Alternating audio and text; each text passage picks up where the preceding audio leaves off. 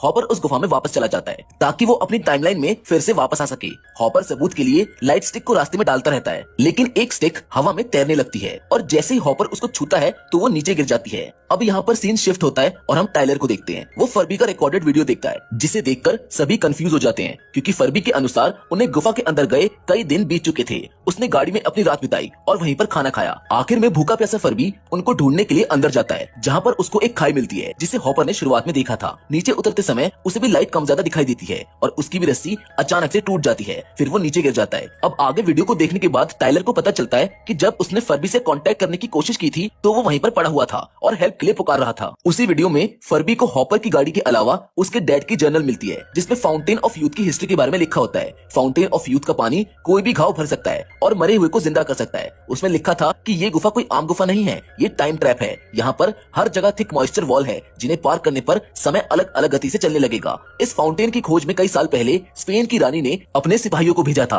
ताकि वो अपने बीमार पति को ठीक कर सके, लेकिन वो सिपाही कभी वापस ही नहीं लौटे। वीडियो के एंड में उन्हें सबसे बड़ा झटका तब लगता है जब वो देखते हैं कि फर्बी के रेडियो की आवाज से एक अजीब इंसान सचेत हो जाता है और उसको बेरहमी से मार देता है। फिर सभी बाहर निकलने का रास्ता खोजने लगते हैं। उन्हें ऊपर से रोशनी नजर आती है। कियारा कहती है कि अगर मैं कैसे भी करके ऊपर पहुंच जाऊं तो रस्सी फेंककर तुमको बचा सकती हूँ। फिर कियारा हाथों की मदद से चढ़ाई करती है। बाहर निकलने पर उसे अपनी आंखों पर विश्वास ही नहीं होता क्योंकि बाहर हर जगह पर बंजर जमीन थी और हवा इतनी खराब थी कि ऑक्सीजन की कमी से उसे सांस लेने में तकलीफ हो रही थी। वहाँ सैंडस्टॉर्म भी आ रहा था। उसे बाहर सैटेलाइट सिग्नल नहीं मिलता, लेकिन उसको बादलों के बीच में एक स्ट्रेंज स्पेसशिप दिखाई देता है, जिससे डरकर वो वापस लौट आती है। उसके दोस्त कहते हैं कि तुम कुछ ही सेकंड से वापस आ गई, जबकि रियलिटी में वो बहुत समय के लिए बाहर रुकी थी। कियारा कहती है कि ऊपर सब कुछ खत्म हो चुका है, चारों तरफ रेगिस्तान है, लेकिन उसके दोस्तों को उस पर विश्वास ही नहीं होता। इसलिए कियारा उनको वो वीडियो दिखाती है जो उसने वहाँ पर रिकॉर्ड की थी, जिसको देखने के बाद उसके दोस्त हैरान हो जाते हैं क्योंकि उन दोनों ने ही वीडियो रिकॉर्डिंग एक साथ स्टार्ट की थी। लेकिन कियारा की वीडियो बहुत लंबी थी जबकि उनकी वीडियो 1 सेकंड की थी। कियारा उनको बताती है कि हम एक ऐसे टाइम ट्रैप में फंस चुके हैं जहाँ इस गुफा में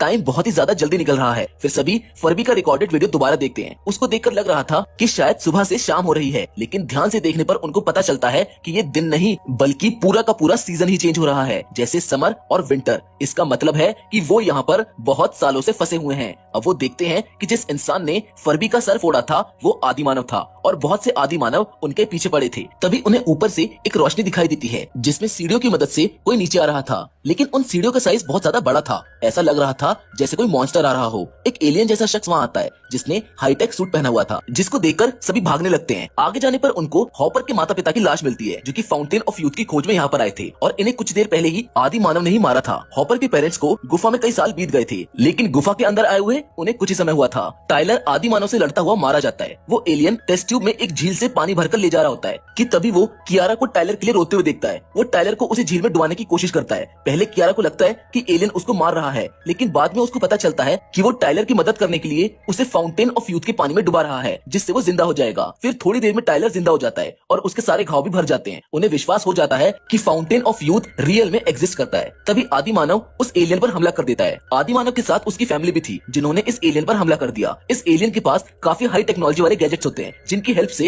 ये किसी को भी ट्रैप करके जमीन पर गिरा सकता है और उसको बेहोशी वाली गैस से शांत कर सकता है। लेकिन जब ये एलियन एक आदि मानव से फाइट कर रहा था तो पीछे से एक आदि मानव ने आकर उसके हेलमेट पर अटैक कर दिया, जिससे उसका हेलमेट निकल जाता है, जिसकी वजह से उसकी ऑक्सीजन खत्म होने लगती है। टाइलर और कियारा को पता चलता है कि ये भी हमारी तरह एक इंसान है और ये फ्यूचर से आया है, जहाँ पर इंसान इवोल्यूशन के कारण बहुत लंबे हो चुके हैं और ये आज के वातावरण में सांस नहीं ले सकते। एलियन कैसे भी करके आदि मानव को चाकू से चोट देकर बच जाता है। कियारा उससे पूछती है कि तुम कौन से समय से आए हो। वो उसका चेहरा स्कैन करके उसकी न्यूज दिखाता है जो उसके गायब होने के बाद आई थी। वो बताता है कि धरती रहने के लायक नहीं बची है, इसलिए सभी लोग एक स्पेसशिप पर रहते हैं जिसका नाम आर्क है। अंत में वो एलियन भी मारा जाता है। सभी बाहर निकलने का फैसला करते हैं। तभी उनको हॉपर का बैग मिलता है। टाइलर हॉपर को ढूंढने की कोशिश करता है, जहाँ पर गुफा में आगे जाने पर टाइलर को हॉपर मिल जाता है जो आदि मानव से लड़ने के कारण बहुत बुरी तरह से घायल हो चुका था। हॉपर बताता है कि मेरी फैमिली फाउंटेन ऑफ यूथ की तलाश में यहाँ पर आकर फंस गई है और उन्हें ढूंढने के लिए मैं यहाँ पर आया था। अब टाइलर को आगे फाउंटेन ऑफ यूथ मिलता है जिसमें कई लोग जैसे आदि मानव, सभी टाइमलाइन के लोग, स्पेन की रानी के भेजे गए सिपाही और हॉपर के सिस्टर भी ट्रैप हुई दिखाई देती है। फाउंटेन के पास का एरिया बहुत ही धीमी गति से चल रहा है, इसलिए हॉपर की सिस्टर अब भी उतने ही उम्र की दिखाई देती है। इस फाउंटेन की तलाश में कई लोगों ने अपनी लाइफ तबाह कर दी। इसी फाउंटेन के कारण जगह जगह पर मॉइस्चर की दीवार थी और आप फाउंटेन फाउंटेन के जितने करीब होंगे